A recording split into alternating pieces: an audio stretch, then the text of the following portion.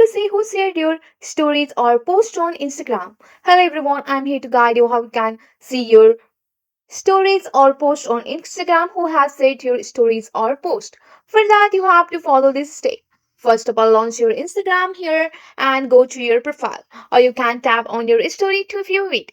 Once you are here on your story, you have to swipe up to the screen while viewing the story here. And after that, you will see the list of the viewers at the bottom. If someone shared your story, there will be small share icon next to their name. Next to their name. So here you can so with the help of the simple step, you will know about who shared your Instagram story. For posts, currently Instagram doesn't provide a direct way to see who shared your regular post. However, you can occasionally check your notification. If someone shares your post to their story, you might get a notification. So this is the simple step how you can know about who shared your stories or post on your Instagram. That's it for today. If you like this video, please hit that like button and subscribe for more. I will see you on the next one. Thank you.